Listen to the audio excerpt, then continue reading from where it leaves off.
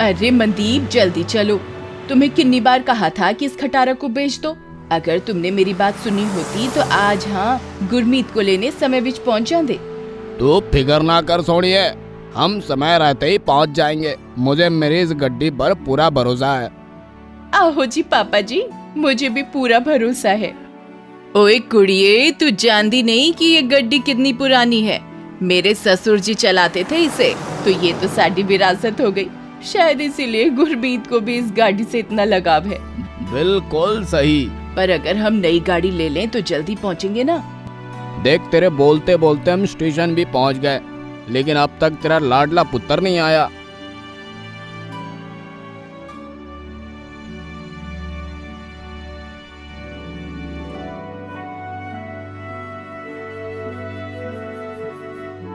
ओए मम्मी जी, की हाल है? 2 साल कैसे बीते तेरे गुलशन के बगैर? पापा जी, आज भी ये गड्डी एकदम टिप टॉप है। अरे क्यों ना हो, आखिर गड्डी किसकी है? मेरे ससुर जी। ये सब छड़, तू ये बता, इस बार लंबी छुट्टी लेकर आया है ना? ओहो जी मम्मी जी, पूरी 40 दिन की छुट्टी सेक्शन करवाई है। ये बड़ा अच्छा काम किया। ओए सोनिए, तू तो आज भी ब्याह के दिन जैसी लग रही है।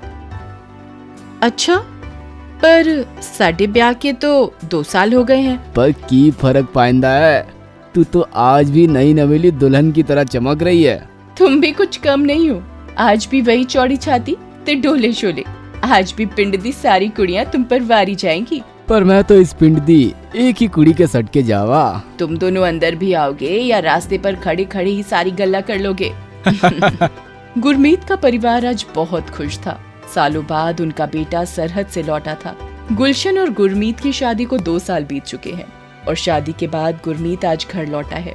अगले कई दिनों तक सिंह परिवार में खुशियां ही खुशियां थी। मम्मी पापा जी की तो खुशियों का ठिकाना ही नहीं था। ओए गुरमीत। जी मम्मी जी। मिठाई बांट, नगाड़ा बजवा। वो किस वास्ते? तू पापा बनने वाला है, मैं दादी बनने वाली हूँ। ओए जी ओए। सिंह परिवार की खुशियां दुगनी हो गई थी। शायद ये दिन उन्हें जिंदगी भर याद रहेगा। गुरमीत को लौटे हुए महज 20 दिन हुए थे कि अचानक उसे फौज से कॉल आया। एक इमरजेंसी ड्यूटी पर उसे वापस बुलाया गया था।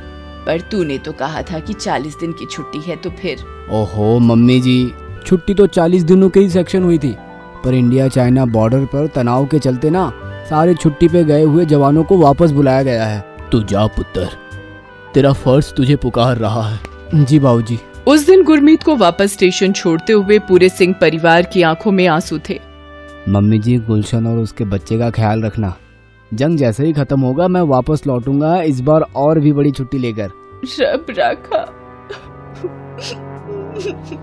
गुरमीत को स्टेशन छोड़ सिंह परिवार घर लौटा, पर आज उनके घर से हंसी और खुशी दोनों नदारद थे। खैर, समय बीतता गया और सिंह परिवार समय के साथ संभल गया। वो लोग अब भी गुरमीत के लौटने का इंतजार कर रहे थे। उनकी दुआ बस एक ही थी कि गुरमीत जल्द से जल्द घर लौट आए। लेकिन उनके भाग्य में कुछ और ही लिखा था। एक दिन फौज से एक और कॉल आया। हेलो, क्या मैं गुरमीत सिंह के परिवार से बात कर रहा हूँ? ओहो जी, मैं उसका पापा मनदीप सिंह बोल रहा हूँ। सर, कैसे बोलूं, ये समझ नहीं आ रहा है। क्या हुआ? मेरा पुत्र ठीक तो है? गुरमीत कल रात शहीद हो गया। हमें बहुत गर्व है हमारे जवान पर। मरते मरते भी गुरमीत ने 40 चीनी जवानों को ढेर कर दिया।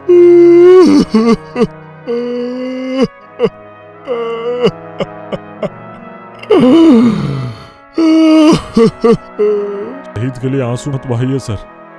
गुरमीत एक हीरो था, रियल हीरो।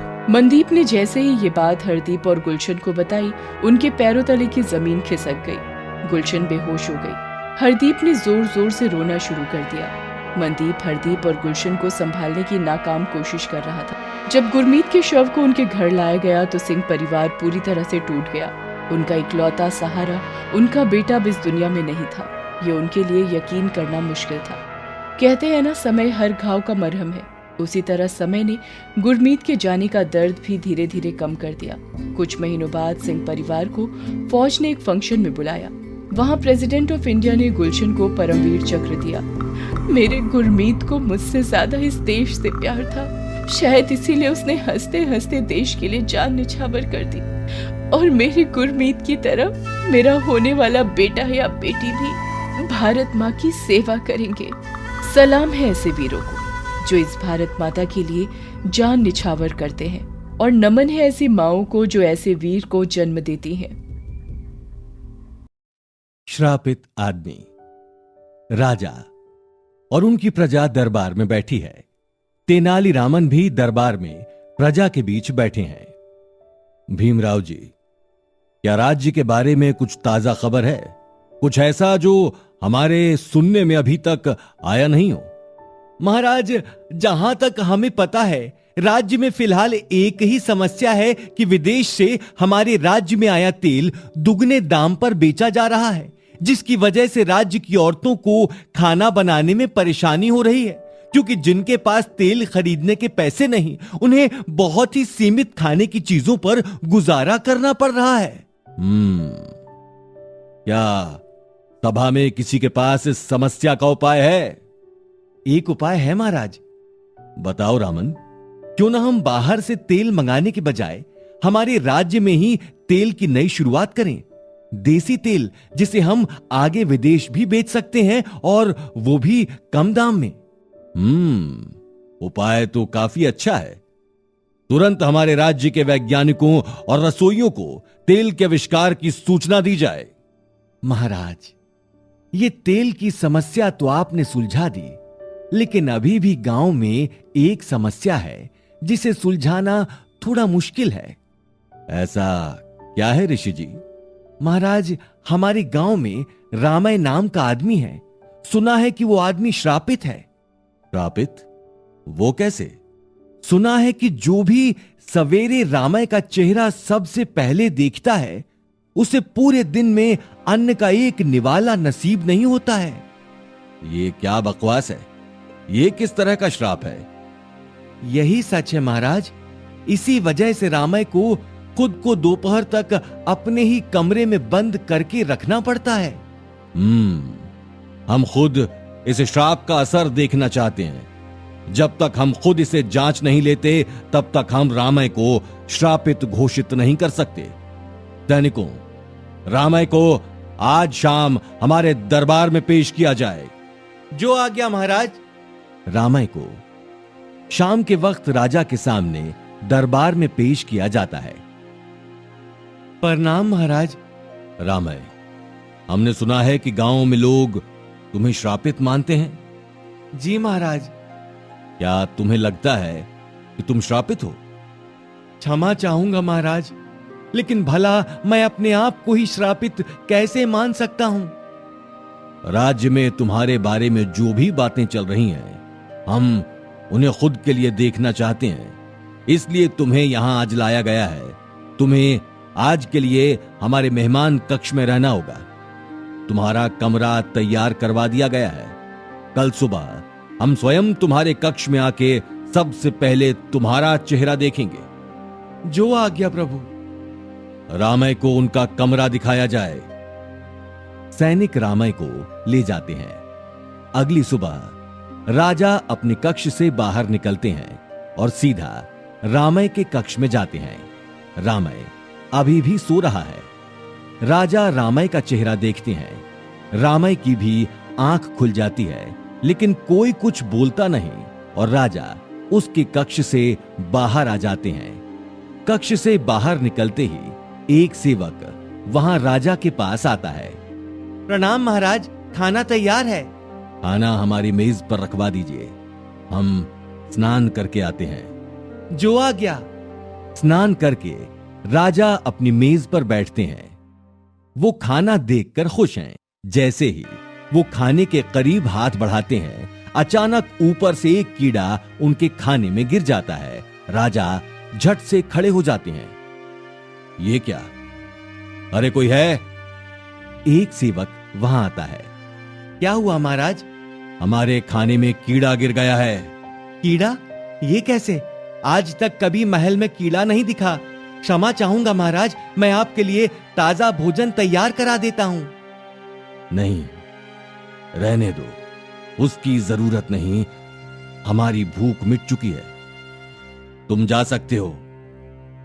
जी। सेवक वहां से खाना उठाकर ले जाता है। राजा गहरी सोच में खड़े हैं। राजा और उसकी प्रजा दरबार में बैठे हैं। आप सभी को आज शाम दरबार में एक घोषणा के लिए बुलाया गया है। हम चाहेंगे कि सभी ध्यान से सुने। महाराज, क्या आपने रामय के श्रापित होने की कहानी को जांच लिया? ये सभा उसी के विषय में है ऋषि जी। हमने आज सुबह सबसे पहले रामय का चेहरा देखा था और उसके कुछ देर बाद ही हमारे खाने में एक कीड़ा गिर गया।